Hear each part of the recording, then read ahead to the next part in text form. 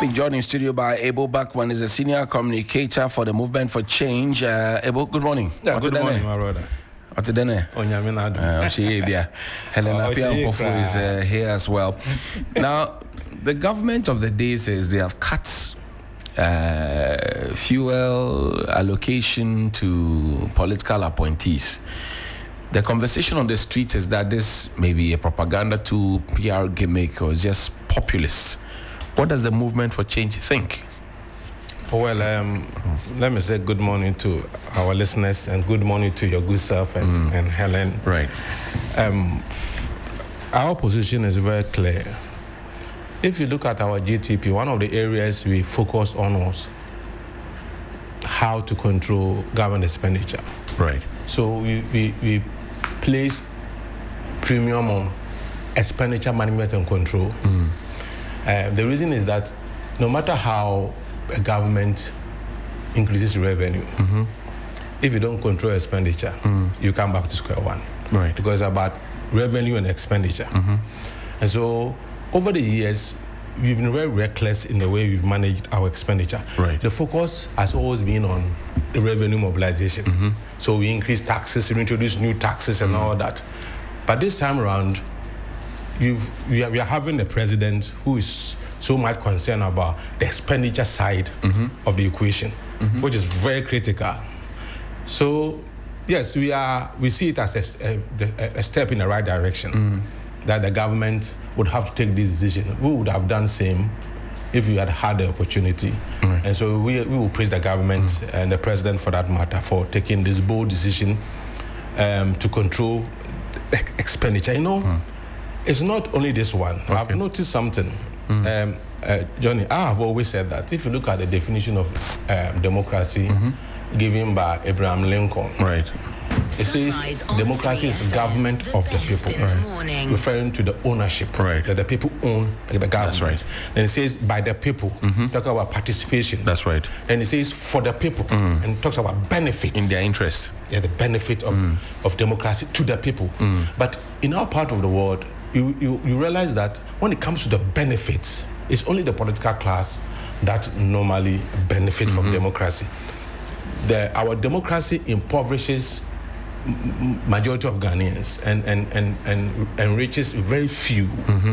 So if this time around we are looking at how we can send the benefit to the people, right, by way of cutting down expenditure, it's a step in the right direction. What I am looking for is that these savings that you're going to make out of this will be channeled into investments like physical projects, like school building, like hospitals, like roads in certain parts of the feeder roads, in especially areas where we have agriculture and manufacturing activities there. So, I mean, for anyone to say that if a government takes a decision that goes to reduce government expenditure as a populist move, I don't understand. Should the government be telling us how much, and Helen, I need your attention here, how much originally the government spends on fuel, so that this cut would then make sense that, we used to spend 100 million every month, and now we have cut, so we're going to spend 40 million every month. That means we are saving 60 million, and that 60 million will be channeled into the projects you're talking about. Should the government do a full disclosure, Helen?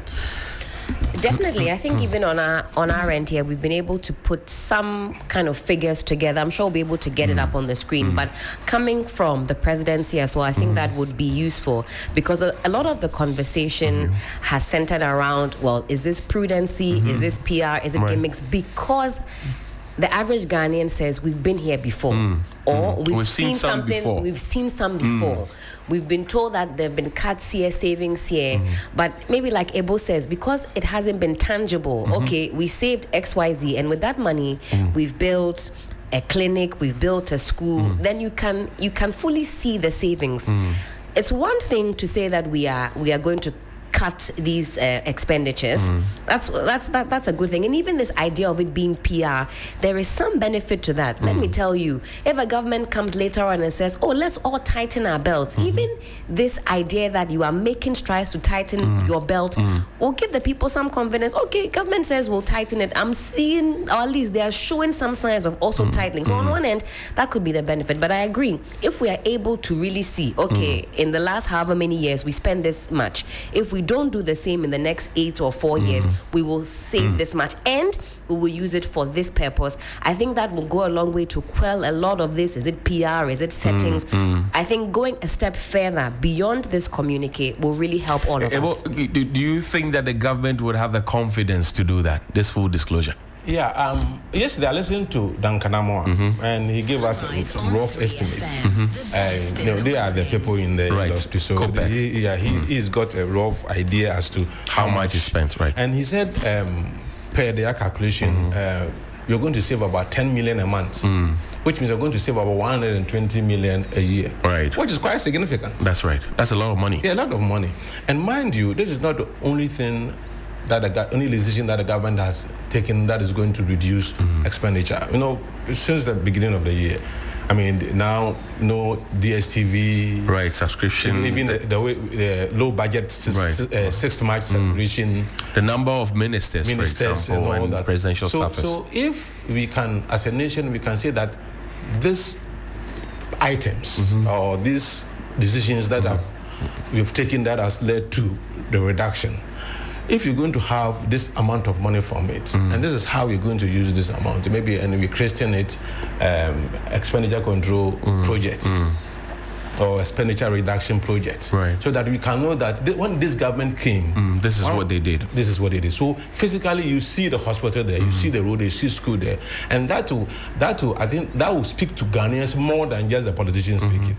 Do you understand what I'm saying? So yes, they should have the boldness to do it. It will not to their own advantage if they do it. Because do you know the reason why the MPP is jittering and talking about Are it? they? Of course. Yes, I listened to Samuel Oku, and I mean it's like you see anything that goes to advantage of NDC certainly goes to the advantage of MPP. Right. So they are not happy when some of these things happen. But for me, what is important is that the decision of the government, the boldness, to have the boldness to tell your party people, for example, that I'm going to reduce ministers. People go into politics to get ministerial appointments. That's right. But for president say, no, I'm not going to go to hundreds. I'm going to reduce it to 60. That's quite bold. And for the government to say, no DSTV connection. If you want it, pay for it and watch it yourself. I mean, these are bold decisions. If in the past we had this kind of decisions, and the government had been bold to take some of these decisions, we would have gone a long way. Is the government not being too hard on itself in a bit to want to impress the people of Ghana because of the promises they made at the polls or in the run-up to the polls? They seem to be being too hard on themselves. If I'm a government appointee, I have to go to work and you say you have cut my fuel allowances, you are impeding my work, aren't you? For this should be the normal situation. It should be. Yeah, this should be the normal situation. What we're having was abnormal situation. That's what I'm saying, that if you look at democracy, if you look at movement for change people. So if you look at democracy and you say that it's government for the people, and you are the only one enjoying, I mean, those in the political class are those enjoying, then there's no more democracy. It is something else. So that's what I'm saying, that we can even cut more even as you move along. There's more areas we can cut. I am also saying that, you see, reducing government expenditure is not only reducing maybe the number of ministers. You can also look at BOT, our, if you like, infrastructure financing model that we are having now. Roads would have to be constructed by government. A railway has to be constructed by government. All these things, they have telling effect on government expenditure. But if you have a situation where government begin to engage in BOT, both operate and transfer, then we take that burden, that pressure from government's budgets. Now the private sector man would now have to do it, then maybe tow the roads and get their return on their investment. and also engage in PPP. These are some of the things we can also look at in terms of reducing government expenditure. But as I said, I mean, this move is a step in the right direction. And if anyone says it's a populist or it's just to score political points, of course, if politicians are going to always score political points by taking these prudent decisions, then it's important, and then this is something that has to be praised, because I mean, from day one, unless you don't want to accept it, I think this president and his team, they've been prudent. I mean, they've been prudent in the way they've managed the economy. Cutting down expenditure is key. I mean, if you look, fiscal consolidation has been top notch. Right. That is why we're experiencing the kind of inflation we're experiencing. That is why we're experiencing the kind of exchange we're experiencing. Because if you see the way the governor is managing a monetary bit and the Minister of Finance also managing a fiscal bit, right. these have all come together to give us the kind of picture we have in respect of the economy. So for me, the government needs to be praised instead of people saying that if this is populist, then we need more of such populist decisions to make Ghana better. I see. Let me welcome the Honourable Member of Parliament for Sisala West, the Honourable Sukwaru, who is also the Deputy Minister Designate for Communications of the Republic of Ghana. Welcome and congratulations. Thank you very much. I see. You look very ministerial this morning. This one, this is a material I actually picked in Cantonment too. If you're invited, you are invited. You have to come and sit behind me. I see. Your government says that, look, they're cutting fuel of our political appointees. Very soon it will affect you. Yes, I am already, I mean, for me, this should not be a news to me. Because as a member of parliament, I buy my own fuel to do my rounds. I buy my own fuel to come to parliament. If I want to go to the constituency, I buy my own fuel to go. So over about 16 hours, you can imagine the number of times you have to fill 4x4 to get to Sisala West. But we do all this and still we survive. And so for me, if MPs are asked to buy their own fuel, I think it is only fair that other political appointees like ministers, MMDCs, state-owned agency heads, they should be also allowed to buy their own fuels. Mind you, my brother, the people who really do the job are the ordinary person. Let me say ordinary person. We political appointees are more or less like the heads of the institution, providing leadership and probably ensuring that the government policy is implemented and you monitor same implementation process. And so if somebody who works, let's say, at Ministry of Energy, who is supposed to travel from Dodowa or who's supposed to travel from Manfi or Kofreidia, Somenya or Isawom, wherever, Kaswa, you know, is buying for himself or is paying his own TNT out of the salary the person earns at the end of the month. I think it is only fair that the minister that has been given an opportunity to serve, and you who are even given an opportunity to a privilege to have an official vehicle, not once, maybe you have a saloon, probably you've been given an accommodation, you still want government to buy for you to live wherever you are staying to come to. I mean, these are just things that we must, or it is not a sacrifice. I think that is the right thing that we have to do. It should have been the norm. This should have been the norm, you know. And for us, the president from the word go promised the people of this country that he is coming to engage in cost efficient, you know, kind of governance. And he has started right from the word go. We've seen how he reduced the number of ministers. We've seen how he reduced the presidential staffers at the office of the president. We've seen how even the Independence Days that used to be celebrated at regional level, we used to spend close to more than 50 million Ghana cedis. This year, we saw how Independence Day was celebrated. We just used less than 2 million Ghana cedis. We spent like 1.5 million Ghana cedis to celebrate it. And it is good. For me, when you give me the remaining 13-point-something million Ghana cedis for me to take it to Sisala West, I can tell you that the number of communities, right, that can get shift compounds out of it, the number of communities, schools, children that are set on the ground, that you can use that amount of money to procure monodecks for this.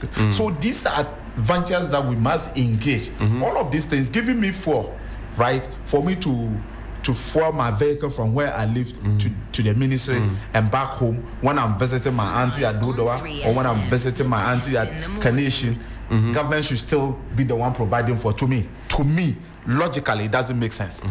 When if government must focus on the operational cost, which is, as a minister, I'm going out for monitoring. I'm traveling to Somanya. I'm going to Dodowa. I'm going to maybe to just to monitor the project, the work. That one we call it operational cost. That one fuel can be provided, and that is exactly what the president is saying. I think it is fair. This is the kind of leadership we need as a country. If not, Ghana will continue to be where we are if we do not have leaders like His Excellency the President currently initiating policies like this. Is the government under pressure to please the people Government of Ghana and then to look good in the eyes of the opposition so that all of these you continue to stay in power? All of these things that he's doing, he said it when he was in opposition. And so there's nothing that President Mahama currently is doing that was not documented when he was in opposition.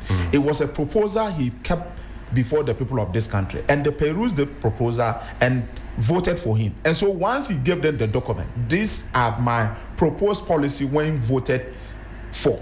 These are my proposed policies. These are what I will be doing. And so when we do ABC, this will be the result. He made it clear to every Ghanaian. And so the Ghanaian people voted for him based on the proposal. He's only implementing the proposal he kept before the people of this country. And so it is not like a political PR gimmick, like he's trying to look good. But that's what your colleague in Parliament, Samuel, thinks. That's what I said. That's what Dr. Zato thinks. The highest form of hypocrisy is what they are currently doing. If Sami of all people will go and stand before a microphone to say that if government says that you want to scrap fuel allowances, he should abolish the fuel filling station at Jubilee House, the one at Castle. I was like, this is not the Sami Oku I used to know. No, like seriously, look. Has he changed?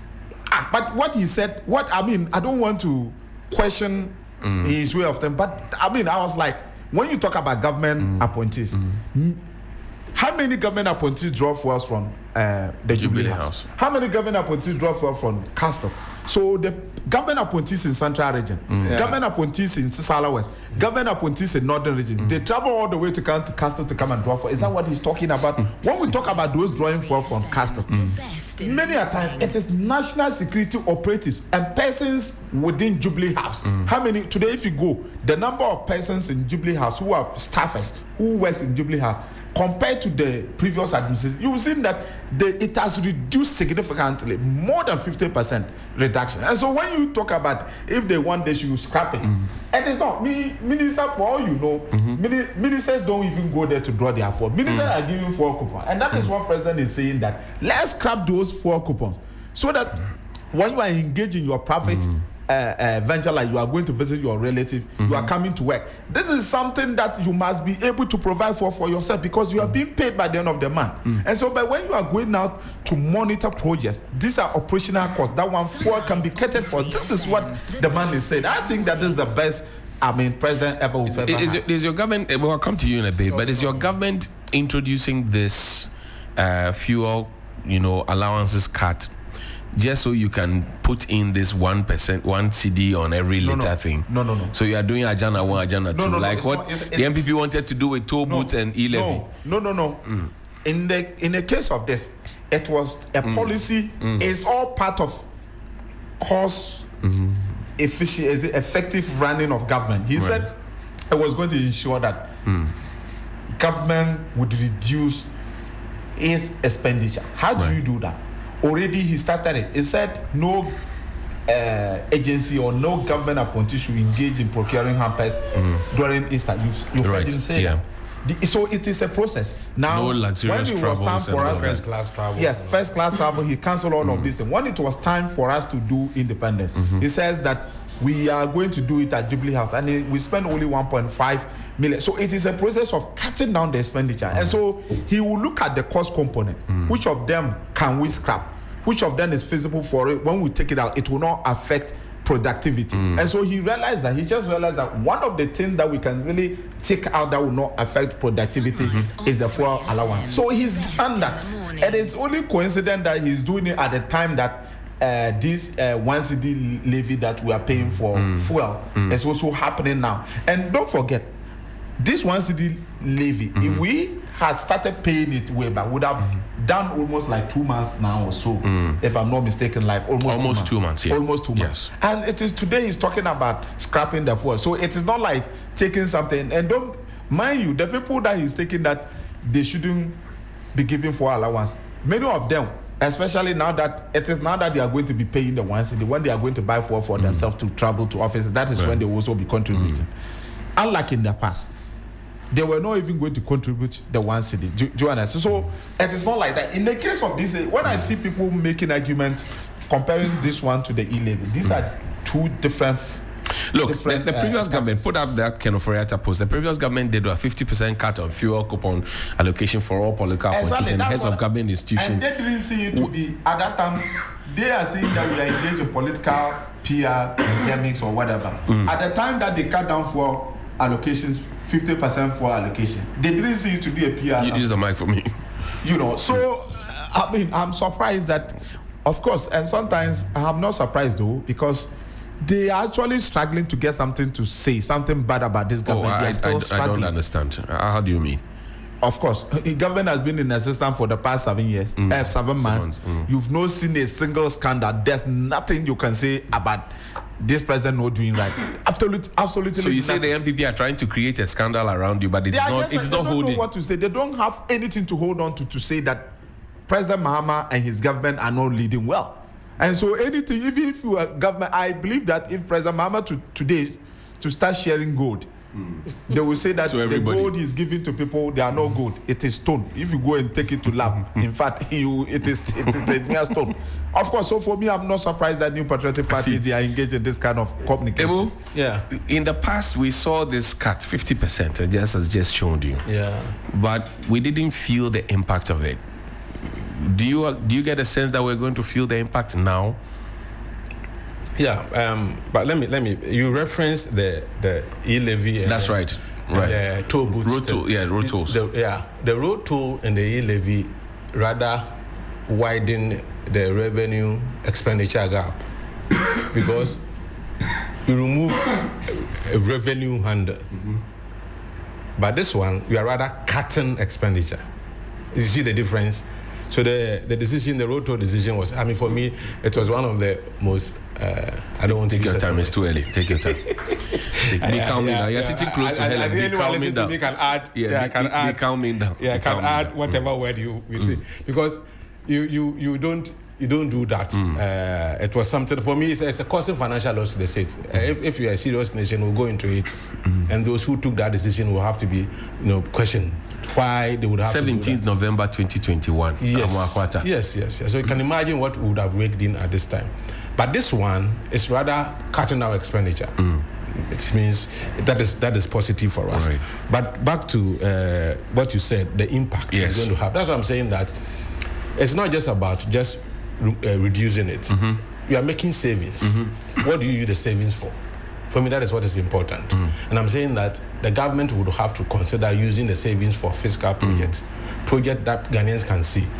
And as I said, we can label it or christen it as expenditure control projects or expenditure reduction projects, so that people can say that when this government decided to do things differently, and reduce expenditure. This is the benefit of it. So that people can appreciate, even the households to begin to appreciate how to reduce expenditure, even in your own house, so that you can make savings for investment. So yes, for me, as for honorable, as for MPP and the things they will say more. So that one you need to have two hats.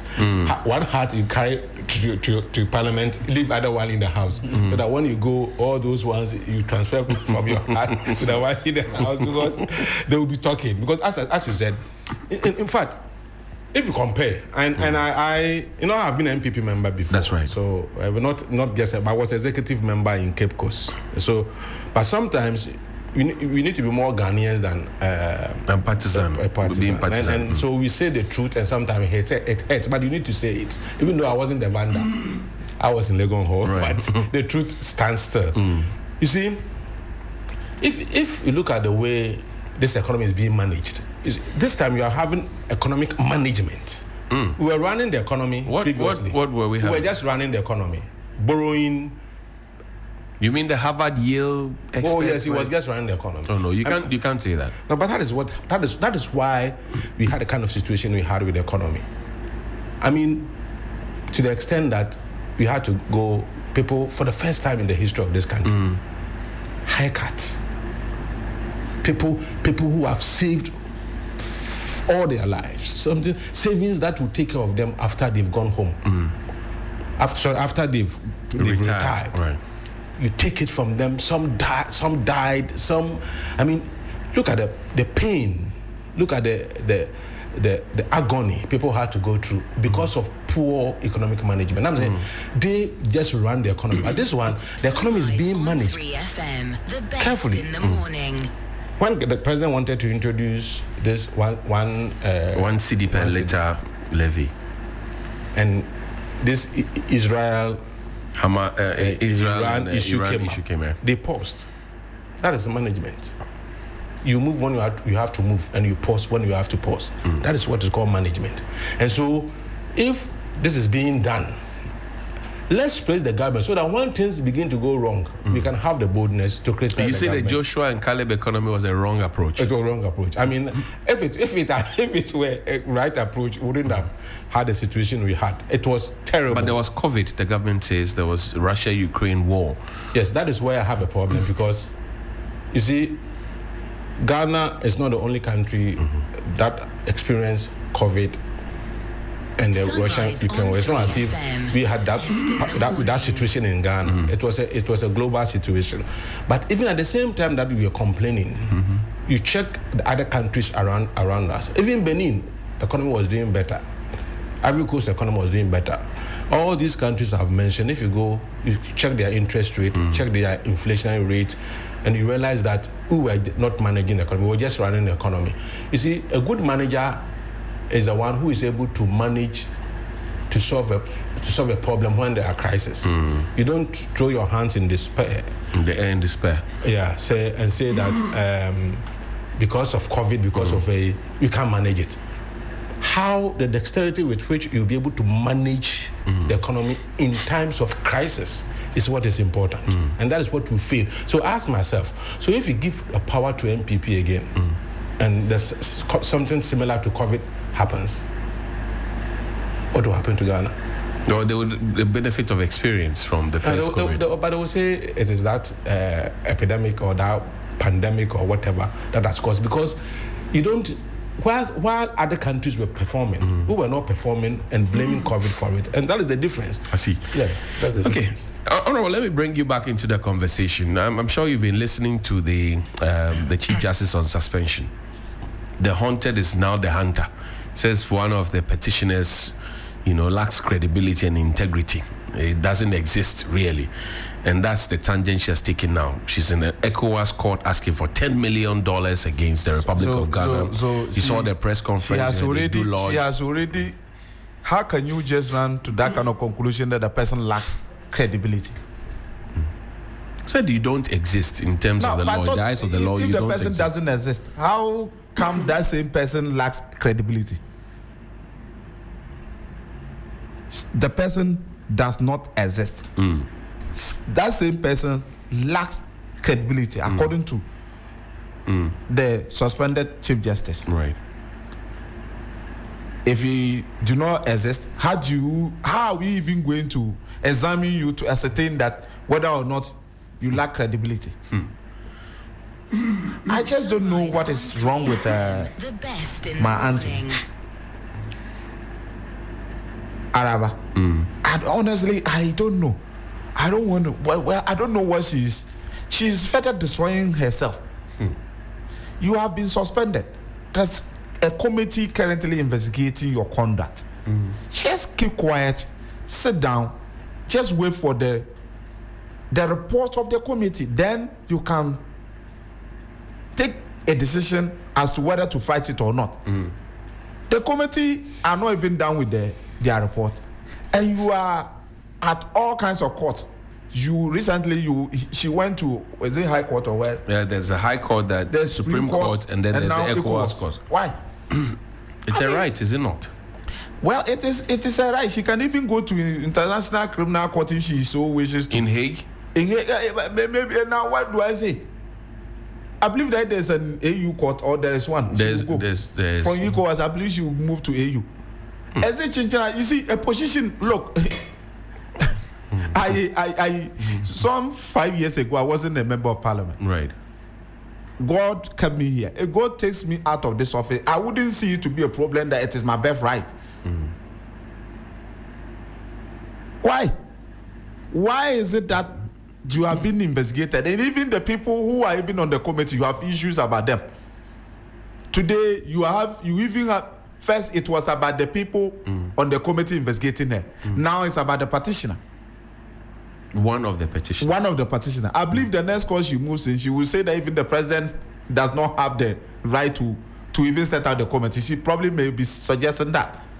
So why would she be continuing? You see that all the little even sympathy she used to, everybody now has left her. She's now on her own. Oh no, that's not correct. That's not correct. Helen still to has me, that's my opinion. It's like fellow feelings for the CJ. No, of course. That's what I'm saying. In the past, people used to feel for her.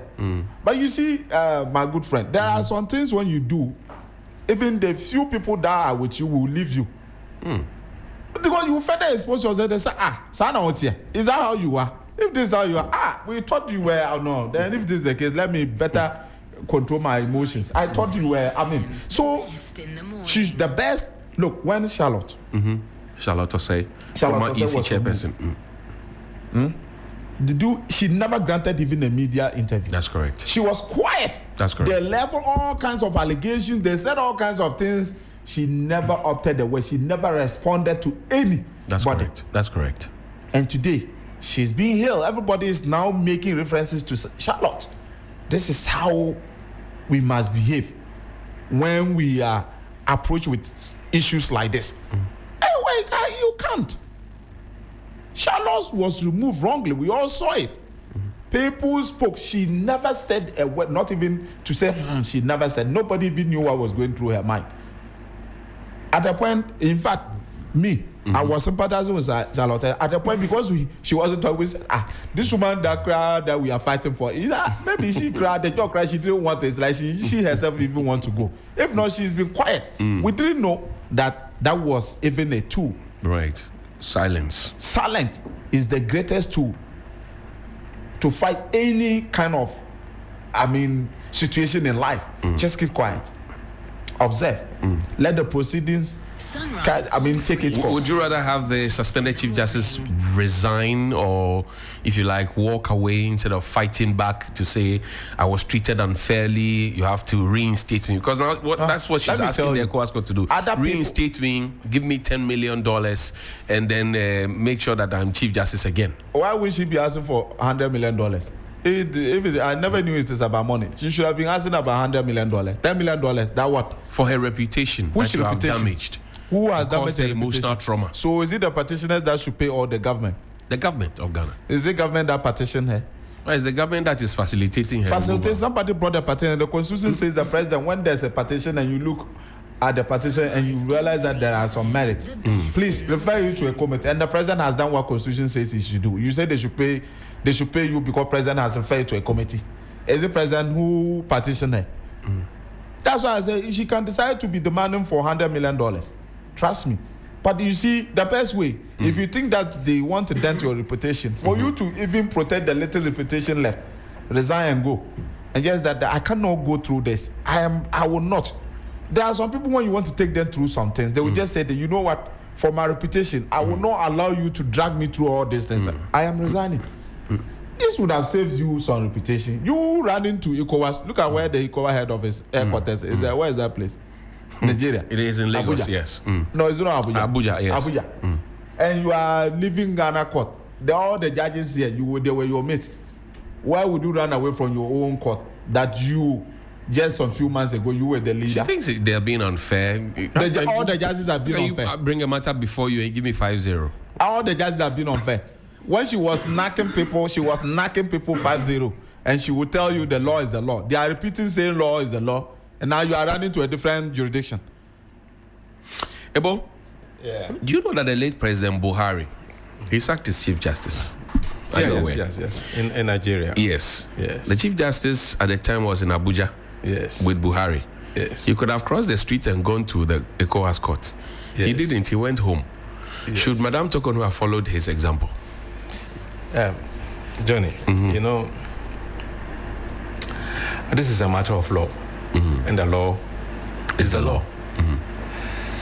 For me, as you said, it is within her right to take any decision she wants in fighting this issue. If indeed this particular petitioner, she's if you like, not comfortable with, lacks requisite grounds in law and in fact to petition the government to remove her, I think it is only fair that the law take its course. Right. However, if it is not a matter of law or what she's seeking to get from the court, it's not something that can be given. The process should be allowed to continue. Right. For me, this is not. It shouldn't be an issue when it comes to some of these things, because we're talking about law, and law, the things are cast in stone when it comes to the law. So, of course, she's got a right to do it. But honestly, I am honestly fatigued. Oh, how? You are tired for yourself, I'm or for honestly fatigued, or for Madame, by the conduct of the embattled Chief Justice. But you are not doing any activity. Why are you fatigued? Oh yes, sometimes information can make you fatigued, and following the process that you would expect that will go smoothly, and now going international, coming back to Ghana, here and there, it can make you fatigued, and I'm fatigued because you see, from day one, I have had a very serious reservation, on 3 or if you like, serious reservations about the way she's conducted herself in this process. For example, I asked this question: how did Mr. Safwa, from the very beginning, right? How did Mr. Safwa get to know that the Chief Justice had not been given copies of the petition? Does he work with the Chief Justice? Is he the Secretary to the Chief Justice? So you remember, Mr. Safwa petitioned the court, right, about that. Another issue that is also struck me was the fact that the letter that the Chief Justice wrote to request for the copies of the petition from the president, before the letter got to the president, the letter was already in the public domain. Who leaked it? Who leaked the letter to the media, even before it got to the president? The best in the morning. Then the content of the petition and her response were also out there in the hands of known MPP personalities and radio stations. Right. So that is why I have said it on record that for me, the Chief Justice has been more political than judicial or legal. All the things she's done, you could read political, meaning into it. And if there's one person in this process who has not followed the law, right, it is the Chief Justice, because the president did not disclose the content of the petition. Even the petitioners did not disclose. You remember, one of the reasons why Nanado threw away Professor Kwekwasa is the fact that the petition was in the public domain. Right, Professor Kwekwasa. Yes, but here the petitioners didn't disclose the content. The president didn't disclose the content. It is rather the Chief Justice. How do we know it was the Chief Justice? But the thing came from the quarters of the Chief Justice.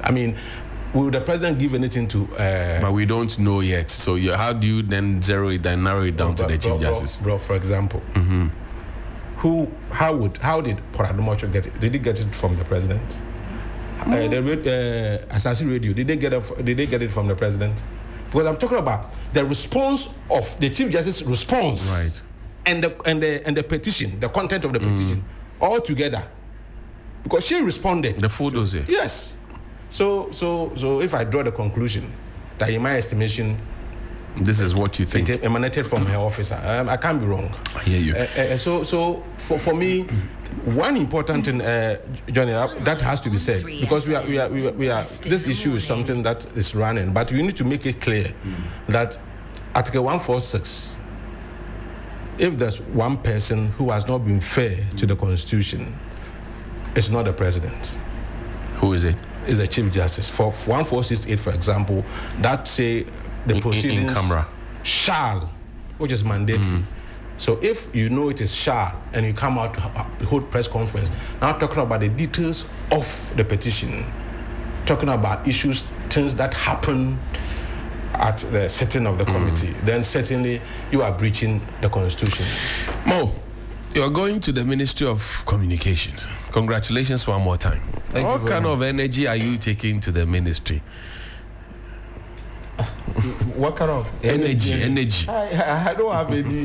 There mustn't be any special energy there. Yeah, I'm going to assess the already hardworking sector minister, Honorable Samuel Nate George. Right. Popularly known as Jata. You know, President says I should go and assist him.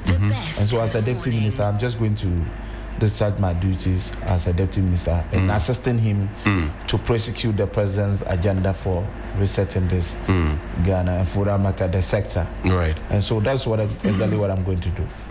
Yeah, already he started on a very good note, Right. and he's done a lot of things in the sector, and cannot take it away from him. One of the few, I mean, when you want to talk about hardworking minister, Right. I think he's done well. I mean, I'm just going to assist him to continue to do the good jobs that he started. How did the people of Sisala West receive this news?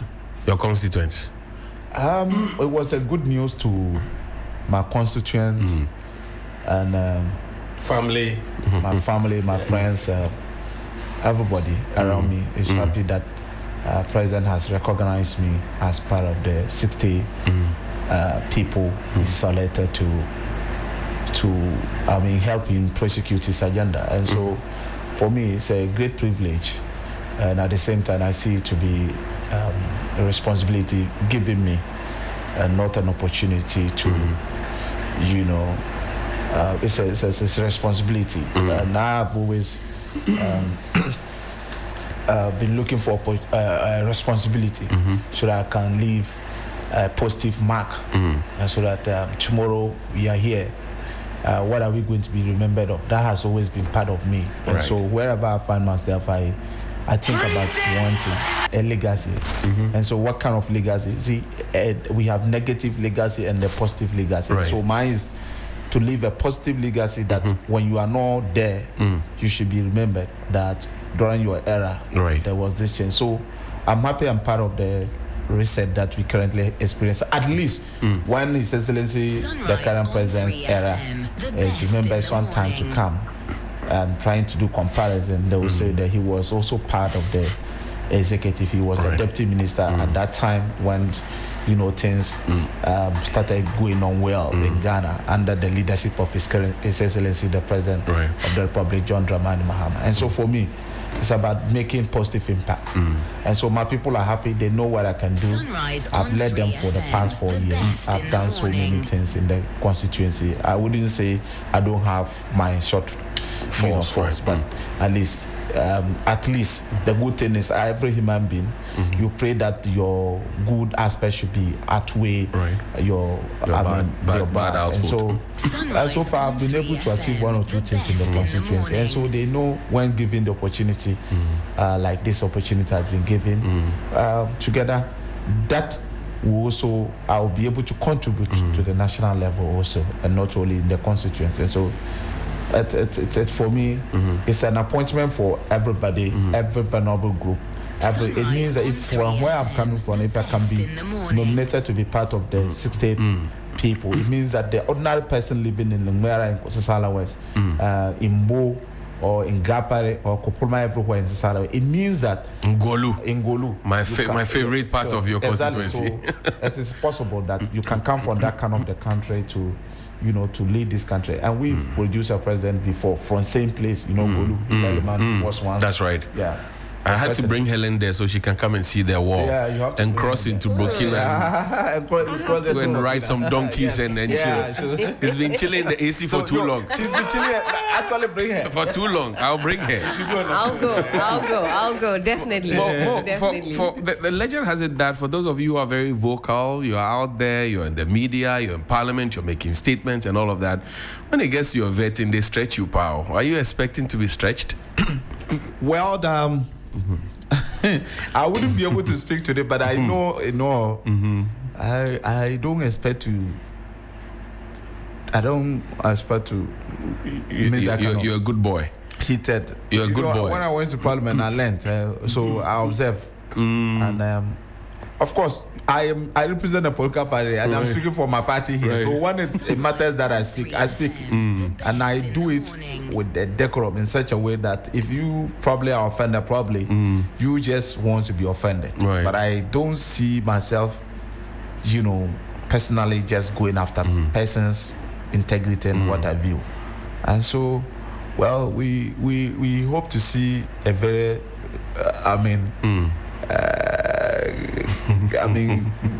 cordial vetting. I have not seen any heated one for that matter. Yeah. I see. Yeah. Ebo? Especially that I'm not the secretary. I'm only going to assist. So, what would you ask me? I'm going to assist somebody. Ebo, this is your brother. He's going to be the deputy minister for Sam George. Closing thoughts as we wrap up this segment. Yeah, I'm excited for him. In fact, we first met on Pan-African TV. That is when we became friends, and he's a very nice man. I just wish him well, and I trust that whatever that is going to happen at the vetting committee, he will say true, and also contribute his quota to the development of Ghana. But I also want to urge the president, as he's cutting, one area you should also consider cutting is the kind of benefit the CEOs and they are getting. When I didn't know until this SIC issue came up. Oh, you didn't know? I didn't know. If I give you some of the list, you will stop this communicator job. Mr. President, that should be your next target. I mean, there has to be a review of the benefits the some of the CEOs are getting. It's abnormal. Especially those who are not performing. Yes. It's abnormal. We need to look at those areas too and cut out. Ebo, thank you very much. Helen, you want the cut? You want stuff to be cut? Absolutely. I didn't even know they were watching DSTV. What were they watching? But they're supposed to be working. Geographic, National Geographic. You watch it. Alabalusi by CK Man. Alabalusi.